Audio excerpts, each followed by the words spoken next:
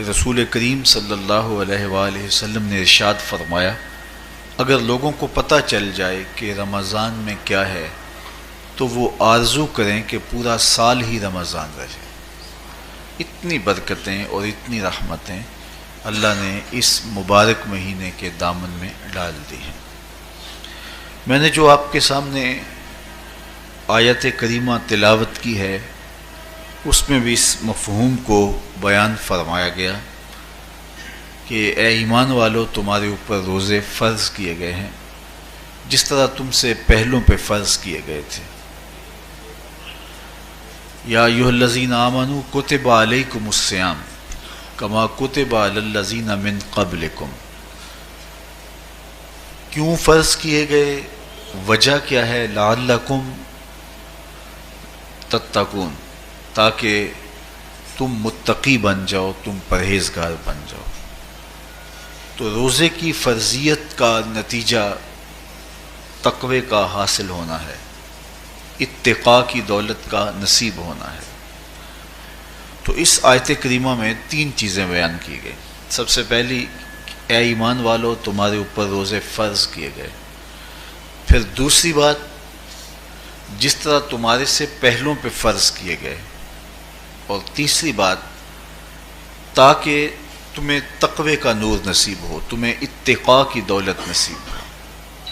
تو ایک تو روزے کی فرضیت کا حکم دیا گیا، اور دوسرا یہ تسلی دی گئی کہ یہ بھوک اور پیاس کی شدت تمہیں ہی نہیں کاٹنا پڑے گی، تم سے قبل بھی لوگ یہ عبادت کرتے رہے ہیں، اور وہ اس مشکل عبادت سے تقوی کو حاصل کرتے رہے ہیں، اور تمہیں بھی ہم اس راستے سے تقوی نصیب کرنا چاہتے ہیں۔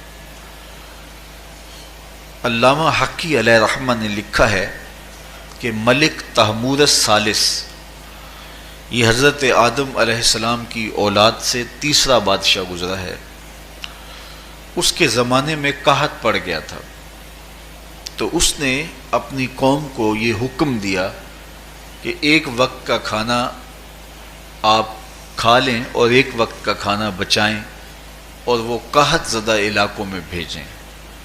تو قوم نے اس حکم کو بصر و چشم قبول کیا اور ایک وقت کا فاقہ کاٹ کے اپنے ان بھائیوں کے لیے وہ کھانا بھیجتے جو قحط میں مبتلا تھے۔ قوم کی یہ ادا اللہ کو پسند آ گئی، اور وقت کے نبی پر وحی کی گئی کہ تمہارے اس عمل کو ہم عبادت قرار دیتے ہیں۔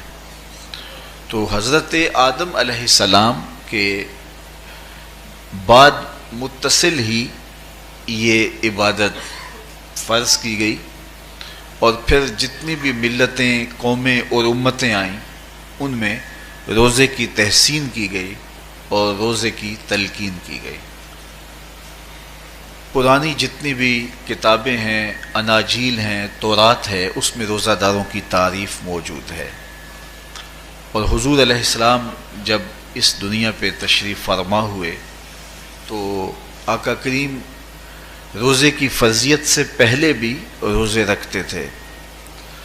ویسے روزہ سن 2 ہجری کو فرض ہوا ہے، شعبان المعظم کے مہینے میں، لیکن اس سے قبل بھی ایام 20 کے حضور روزے رکھتے تھے، اور اس کے علاوہ بھی مختلف ایام میں اللہ کے محبوب روزے رکھتے تھے۔ روزے کی فرضیت کے بعد حضور علیہ السلام کی زندگی میں کل 9 رمضان آئے ہیں، جس میں 7 29 کے تھے اور 2 30 کے تھے۔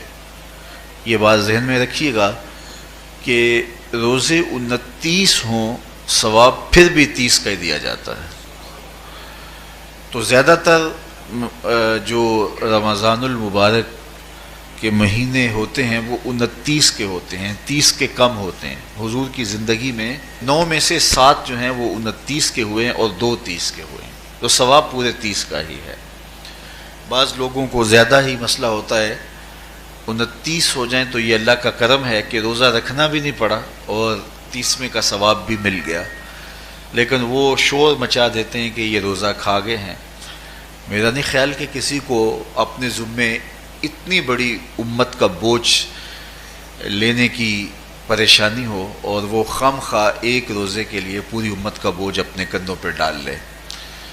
تو 29 روزے ہوں یا 30 ہوں، اللہ ثواب پورے 30 کا ہی عطا کرتا ہے. روزہ اللہ تعالیٰ جل شانہ کی رضا اور اس کی محبت کے حصول کا ذریعہ ہے، اور اس کا عملی نتیجہ جو اس آیت کریمہ میں بیان کیا گیا وہ تقوی ہے. لعلکم تتقون، روزہ اس لیے فرض کیا گیا کہ تمہیں تقوی نصیب ہو جائے، اتقاء کی دولت نصیب ہو.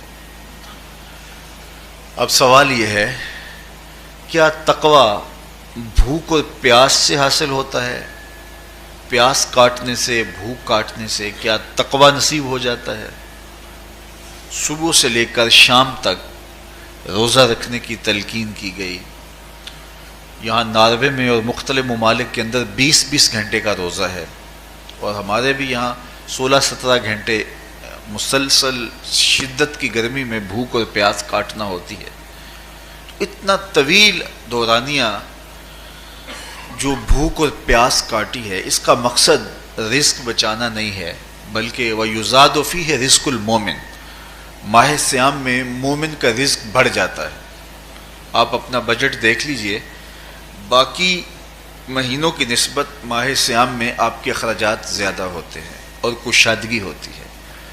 تو یہ کوئی خوراک بچاؤ مہم نہیں ہے، بلکہ رزق تو بڑھ جاتا ہے، لیکن اس کے باوجود 20 گھنٹے، 17 18 گھنٹے پیاس اور بھوک کاٹنا، اس کا کوئی مقصد ہے تو وہ مقصد قرآن نے بیان کیا کہ اس کے نتیجے میں تمہیں اتقاء کی دولت ملے گی، تمہیں تقوی کا نور نصیب ہوگا. سوال یہ کھڑا ہوا، کیا بھوک اور پیاس کاٹنے سے تقوی مل جاتا ہے؟ تو اس کو سمجھنے کے لیے ایک مختصر تمہید سمجھنا ہوگی، اور وہ یہ کہ ہمارے 2 دشمن ہیں جو ہمیں جادہ مستقیم سے ہٹانے کے لیے دن رات کوشاں ہیں. ایک شیطان اور دوسرا نفس. یہ 2 دشمن ہیں جو ہماری متاع عمل، ہمارا خلوص، ہماری للہیت، ہمارا باطن لوٹنے کے لیے ہر وقت مستعد اور فعال رہتے ہیں. اب ان 2 دشمنوں سے ہمارے تنہا ناتواں وجود کا مقابلہ ہے، اور ان میں سے جو بڑا دشمن ہے وہ نفس ہے، کیونکہ شیطان نے جب انکار سجدہ کیا تو ہم تو یہ کہتے ہیں کہ ہمیں شیطان نے بہکا دیا، لیکن شیطان نے جب انکار سجدہ کیا اور خود بہک گیا تو اس وقت کوئی دوسرا شیطان تو نہیں تھا جس نے شیطان کو بہکایا، وہ نفس تھا جس نے شیطان کو شیطان بنایا. اس نے اندر سے کہا انا خیر منہ، میں بہتر ہوں. تو یہ انانیت جو تھی، انا خیر منہ، اس نے اس کو بہکایا. تو شیطان کو شیطان بنانے والا نفس ہے، تو نفس شیطان سے بھی بڑا دشمن ہے. ایک بزرگ تھے، وہ ساری زندگی اپنی زبان پہ انا کا لفظ نہیں آنے دیتے تھے. اس مفہوم کو بیان کرنا ہوتا تو وہ با الفاظ دیگر بیان کرتے. میں کا لفظ، انا کا لفظ وہ اپنی زبان پہ ساری زندگی انہوں نے جاری ہی نہیں ہونے دیا. کہتے تھے اس لفظ نے شیطان کا بیڑا غرق کر دیا، تو میں یہ لفظ زبان پہ آنے نہیں دوں گا. اچھا، بندے بھی بڑے عجیب ہوتے ہیں. کسی نے کہا لو ان کی زبان پہ یہ لفظ آتا کیوں نہیں، میں جاتا ہوں اور ان کی زبان پہ یہ لفظ آئے ہی آئے. چلے گئے. بزرگ تشریف فرما تھے، نماز کا وقت قریب ہو رہا تھا. حضرت ایک مسئلہ پوچھنے آیا ہوں. کہا پوچھیے. شیطان کو کس چیز نے برباد کیا؟ حضرت آپ تو بولیں گے کہ میں نے، آنا نے. تو کہوں گا جیسے بھی ہوا ان کے زبان پہ لفظ میں تو آ ہی گیا نا. تو وہ بزرگ بھی بڑے سیانے تھے، اس کی نیت کا کھوٹ سمجھ گئے. فرمانے لگے بیٹا نماز کا وقت ہو گیا ہے، نماز پڑھ لیتے ہیں پھر اس پہ بات ہوتی ہے. نماز ہوئی، سلام پھرا تو خود ہی فرمانے لگے کسی نے کہا تھا کہ شیطان کو کس چیز نے برباد کیا، جواب دینا چاہ رہا ہوں کس نے پوچھا تھا. جھٹ کھڑا ہو گیا، میں نے. کہا اسی چیز نے اس کا بیڑا غرق کر دیا. تو جو نفس تھا وہ شیطان کو شیطان بنانے والا ہے. تو ہمارے ساتھ نفس بھی لگا ہوا ہے، ہمارے پیچھے شیطان بھی لگا ہوا ہے. شیطان بھی بڑا مکار دشمن ہے، چھوٹا دشمن یہ بھی نہیں ہے۔ یہ ہماری متاع عزیز کو، متاع ایمان کو، متاع عمل کو، متاع خلوص کو لوٹنے کے لیے دن رات مستعد اور فعال رہتا ہے۔ اللہ کے محبوب نے فرمایا الشیطان جاسم علی قلب ابن آدم فاذا ذکر اللہ خانس واذا غفل وسوس۔ شیطان اولاد آدم کے دل پہ قبضہ جما کے بیٹھ جاتا ہے، جب یہ اللہ کا ذکر کرتا ہے تو بھاگ جاتا ہے، اور جب یہ اللہ کے ذکر سے غافل ہوتا ہے تو یہ وسوسہ اندازی کرتا ہے۔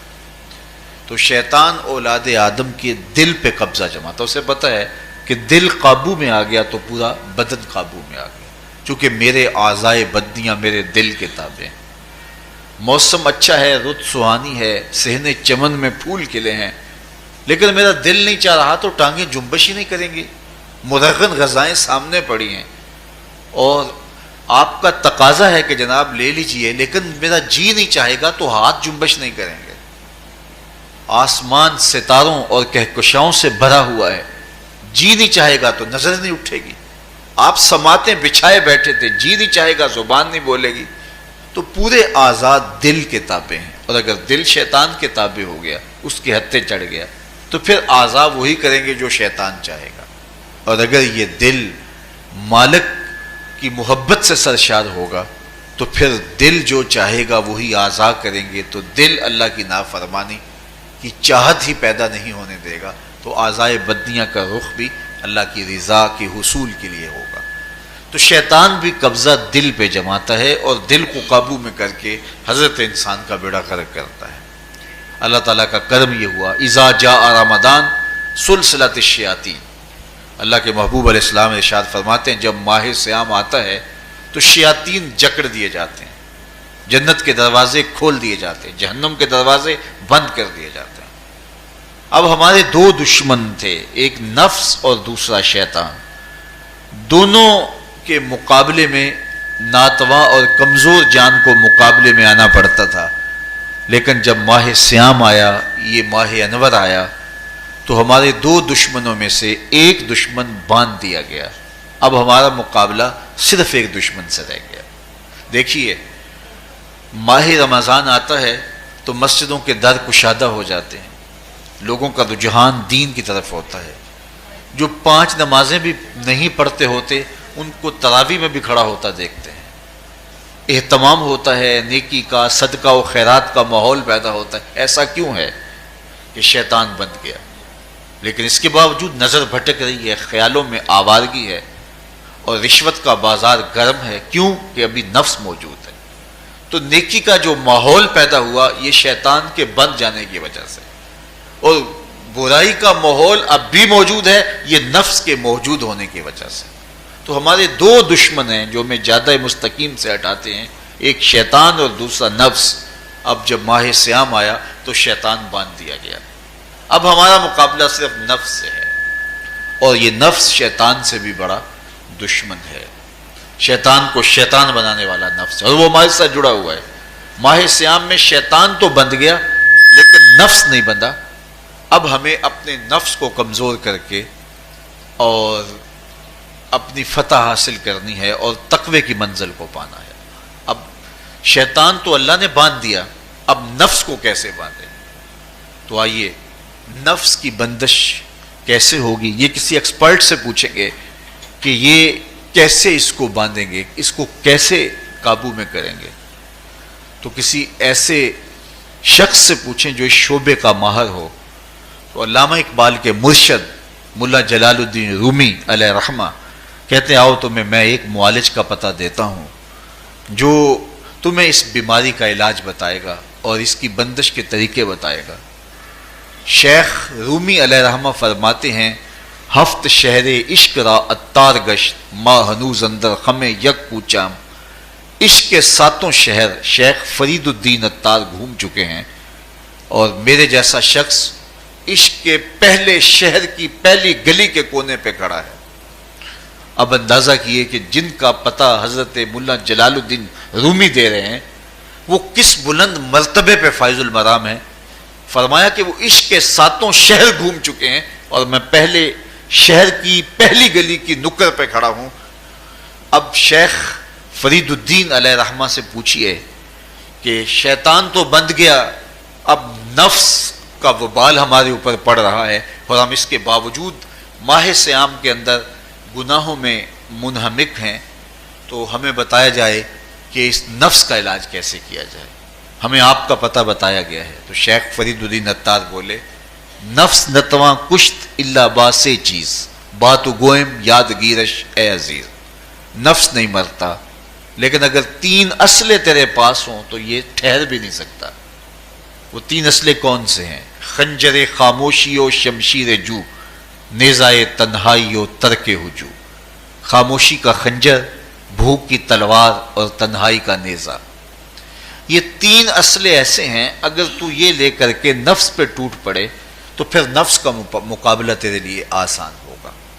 خنجر خاموشی، خاموشی کا خنجر، اللہ کے محبوب علیہ السلام نے فرمایا من صامت نجا، جو خاموش ہو گیا وہ نجات پا گیا، کیونکہ انسان کی زندگی کی زیادہ آفتیں اس کی زبان کی وجہ سے ہیں۔ آپ اپنے گناہوں کا اور میں اپنے گناہوں کا اگر احتساب کروں تو ہمیں سب سے زیادہ گناہ زبان کے ملیں گے۔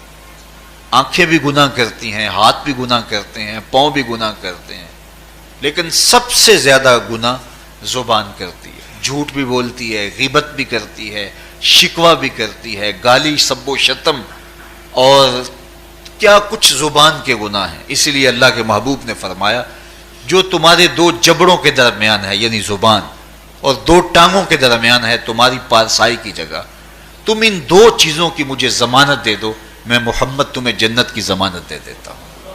تو انسان کے سب سے زیادہ گناہ زبان کے ہیں اور اس کی پارسائی کی جگہ کے۔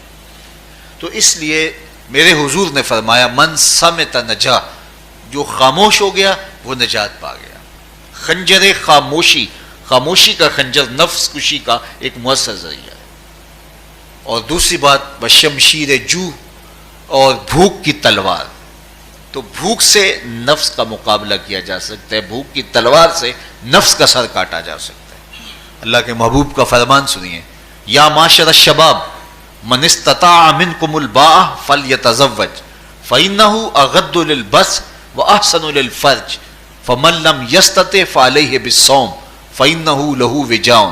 اے جوانوں کے گروہ، تم میں سے اگر کوئی نکاح کرنے کی طاقت رکھتا ہے تو وہ دیر نہ کرے، فی الفور نکاح کر لے، یہ نظر کا اور پارسائی کا محافظ ہے۔ لیکن اگر تم میں سے کوئی نکاح کرنے کی فی الحال پوزیشن میں نہیں ہے تو وہ کثرت کے ساتھ روزے رکھے۔ روزے قاطع شہوات ہیں، تو بھوک سے نفس کو جو ہے وہ روکا جا سکتا ہے، اس کو لگام ڈالی جا سکتی ہے۔ تیسری بات نیزہ تنہائی، تنہائی کا نیزہ، تو فرمایا گیا کہ العافیت فی العزلہ، کہ تنہائی کے اندر ہی عافیت ہے۔ جب مجلسوں میں غیبت کی بدبو پھیلتی ہو اور چغلی کا ماحول معاشرے کا جزو لا ینفک بن جائے، اور مجالس کے اندر نظروں کی پاکیزگی کا قائم رہنا مشکل ہو جائے، اور انسان کی زندگی کے اندر گناہوں کا بہت بڑا سبب مجلسی زندگی ہو، تو پھر اس سے تنہائی بہتر ہے۔ حضرت شاہ نقشبند بخاری فرماتے ہیں کہ فقیر کے لیے سب سے اچھی جگہ اللہ کا گھر مسجد ہے، یا کسی کامل صالح شخص کی صحبت ہے، اور یا پھر تنہائی ہے۔ چوتھی جگہ ہلاکت کے علاوہ اور کچھ نہیں ہے۔ ہمیں اپنے کاروبار میں، اپنے معاملات میں، اپنی ملازمتوں میں جانے کی تلقین کی گئی، تو وہاں یہ تلقین کی گئی کہ دیر سے جاؤ جلدی واپس آ جاؤ، اور مسجد میں جاتے ہوئے تلقین کی گئی کہ جلدی جاؤ اور دیر سے واپس آؤ۔ لیکن ہم مسجد کے دروازوں پہ جب دور موجود میں رش دیکھتے ہیں کہ لوگ بہت جلدی نکلنا چاہتے ہیں، حتیٰ کہ کندھوں سے کندھے ٹکرا رہے ہوتے ہیں کہ جلدی سے باہر نکل جائیں، حالانکہ وہ عافیت کی جگہ ہے، 2 منٹ زیادہ بھی ہو جائیں تو کوئی حرج نہیں ہے۔ اور ایسے لوگوں کو بھی نکلنے میں جلدی کرتے ہوئے دیکھا ہے کہ لگتا تو یہ تھا کہ شاید یہ انہوں نے کسی ضروری کام پہ جانا ہے، لیکن باہر نکل کے بازار میں پھٹے پہ بیٹھے تھے اور مسجد سے نکلنے کی جلدی بہت تھی۔ تو مسجد میں جلدی جاؤ اور دیر سے واپس آؤ، اور بازار میں دیر سے جاؤ اور جلدی واپس آؤ، لیکن ہمارے رویے اس کے برعکس ہو گئے۔ تو تنہائی میں عافیت ہے، خاموشی میں عافیت ہے، اور بھوک میں عافیت ہے۔ اور یہ ساری چیزیں روزے میں میسر ہیں۔ فرمایا تم سے اگر کوئی شخص الجھے، بحث کرے، لڑائی کرنا چاہے تو تم اسے کہو انی صائم، میں نے روزہ رکھا ہوا ہے۔ اسی طرح جو ہے وہ روزے سے آپ کو یکسوئی ملے گی، قرآن مجید کی تلاوت کا ماحول ہوگا اور تم بھوک کاٹو گے، اور یہ تینوں چیزیں تمہارے نفس کو کمزور کرنے والی ہیں۔ شیطان بند گیا، نفس کمزور ہو گیا، اور جب نفس کمزور ہو گیا، کمزور ہوتا ہے یہ نفس، مرتا نہیں ہے۔ یہ تو کوئی ہے باج فقیراں کسے نہیں ماریا، باہو ظالم چور اندر دا، یہ اندر والا چور جو ہے وہ اتنی آسانی سے قابو آتا ہی نہیں ہے، یہ پھر سر اٹھا لیتا ہے۔ اس کو جتنا کچلو یہ کچھ عرصے کے بعد تھوڑی سی خوراک ملتی ہے تو پھر سر اٹھا لیتا ہے۔ حضرت بایزید بستامی کہتے ہیں میں نے اپنے نفس کو ایک دن کہا کہ میں تجھے خوراک بھی نہیں دیتا اور تو پھر بھی موٹا تازہ ہے، تو میرے نفس نے مجھے کہا کہ اے بایزید جب تم بازار سے گزرتے ہو تو لوگ انگلیاں اٹھا اٹھا کہتے ہیں یہ بایزید جا رہا ہے، یہ بایزید جا رہا ہے، تو مجھے میری غذا اور خوراک اس سے مل جاتی ہے۔ تو یہ خوراک ہوتی ہے نفس کی، تو نفس بہت ظالم ہے اور ساری زندگی اس سے لڑتے ہوئے گزرتی ہے۔ وہ کسی نے کہا تھا نا تمام عمر طوفان سے کھیلتے گزری، نیا کے ڈوبنے کا ڈر بھی رہا۔ تو یہ ساری زندگی اس طرح ٹکراتے ہوئے سے گزرتی ہے، لیکن جب کمزور ہو جائے تو پھر یہ شیطان کو جو ہے وہ موقع نہیں دیتا ہے۔ لیکن اگر نفس اگر ماہ صیام میں ہمارا کمزور نہ ہوا، صرف ہم نے بھوک ہی کاٹی اور باقی اپنے معمولات وہی رکھے، تو میرے حضور نے فرمایا جس نے جھوٹ اور برے کام نہیں چھوڑے اور جھوٹے کام ترک نہیں کیے، اس کے بھوکا اور پیاسا رہنے کی اللہ کو کوئی ضرورت نہیں ہے۔ روزہ تو ایک مشق تھی، یہ تو باطن کی تطہیر کا ایک ذریعہ تھا، یہ تو من کی تہذیب کا ایک ذریعہ تھا، یہ تو نفس کی شر سے اپنے آپ کو بچانے اور شیطان کے مکر و فریب سے بچانے کا ایک ذریعہ تھا۔ دیکھیے شیطان بند جاتا ہے ماہ صیام میں، حدیث واضح ہے، لیکن نفس موجود رہتا ہے۔ اگر نفس کمزور ہو گیا تو شیطان چھٹ کے بھی کچھ نہیں کرے گا، کیونکہ شیطان باہر کا دشمن ہے، نفس اندر کا دشمن ہے۔ جب تک اندر والا دشمن ساتھ نہیں دیتا، باہر والا دشمن کچھ نہیں کر سکتا۔ ہمارے دیہاتوں میں چوری ہو جائے تو بوڑھے بزرگ سر جوڑ کے بیٹھ جاتے ہیں کہ چور کہاں سے آیا، کیسے آیا، تو ایک نقطے پہ سارے متفق ہوتے ہیں کہ اندر کا کوئی بھیتی ضرور موجود ہے۔ اگر اندر کا کوئی بھیتی موجود نہیں ہے تو چور باہر سے آ کے حملہ آور ہو ہی نہیں سکتا ہے۔ تو شیطان باہر کا چور ہے، نفس اندر کا بھیتی ہے، اور اگر یہ اندر والا باہر والے کا ساتھ نہ دے تو شیطان انسان پر حملہ آور ہو ہی نہیں سکتا۔ اس لیے اس کو قابو کر لیں، اس کو رام کر لیں، تاکہ شیطان چھٹنے کے باوجود بھی جو ہے وہ ہمارے اوپر حملہ آور نہ ہو سکے۔ ورنہ وہ تو پیچ و تاب کھا رہا ہے کہ یہ جو تم نمازیں پڑھتے ہو، سروں پہ ٹوپیاں تم نے پہنی ہیں اور بڑے شریف بن کے مسجد میں جا رہے ہو، ذرا چھٹ لوں عید کے دن ہی جو ہے وہ تمہارا سارا کیا دھرا برباد نہ کیا تو مجھے شیطان نہ کہنا۔ تو وہ سب کچھ برباد کر دیتا ہے اگر ہمارے نفس کی تہذیب نہیں ہوتی۔ تو یہ اللہ نے ایک ہمیں موقع دیا ہے، پورا ایک مہینہ ہے، ایک ورکشاپ ہے باطن کی تطہیر کے لیے اور ایک اندر کی پاکیزگی کے لیے ہمیں ایک موقع فراہم کیا گیا ہے، اور اس سے ہم بھرپور فائدہ حاصل کریں۔ قرآن مجید کی کثرت کے ساتھ تلاوت، صلاۃ التراویح میں شمولیت اور خاموشی کا اختیار کرنا، اور جو ہے وہ اللہ کے ذکر فکر کی طرف متوجہ رہنا اور بھوک کاٹنا، اس کا عملی نتیجہ یہ ہوگا کہ اتقاء کی دولت نصیب ہوگی۔ دیکھیے ماہ صیام میں ہمیں ان کاموں سے بھی روک دیا گیا جو کہ کام جائز تھے، کھانا پینا اور جو ہے وہ اپنی منکوحہ سے جنسی تعلق، یہ تو وہ امور تھے کہ جو جائز تھے، مشروع تھے، لیکن اوقات روزہ میں ان جائز کاموں سے بھی ہمیں روک دیا گیا۔ اس فلسفے کو ہمیں سمجھنا ہوگا کہ جو کام شریعت میں جائز تھے، مشروع تھے، روزہ ان سے بھی رک جانے کا نام ہے، اور جو چیزیں شریعت میں جائز ہی نہیں ہیں، جھوٹ بولنا ہے، غیبت کرنا ہے، بد نگاہی ہے اور دیگر برے اعمال ہیں، تو یہ چیزیں تو روزہ نہ بھی ہو پھر بھی ناجائز ہیں۔ تو جو چیزیں جائز تھی روزے میں ان سے بھی منع کر دیا گیا، اور جو چیزیں ناجائز ہیں تو اگر کوئی شخص ان چیزوں سے نہیں رکتا تو پھر اس نے روزہ کیا رکھا؟ ایک بندہ بھوک کاٹتا ہے لیکن جھوٹ بولتا ہے، ایک بندہ پیاس کاٹتا ہے لیکن غیبت کرتا ہے، ایک بندہ صبح سے شام تک نہ کچھ کھاتا ہے نہ کچھ پیتا ہے لیکن رشوت لیتا ہے، پھر مجھے بتائیے اس نے روزہ کیا رکھا؟ روزہ تو ایک مشق تھی کہ جو چیزیں جائز تھی ان سے بھی منع کر دیا گیا، ان سے بھی روک دیا گیا، اور جو ناجائز تھی وہ تو پہلے ہی ناجائز تھی، روزے کے بغیر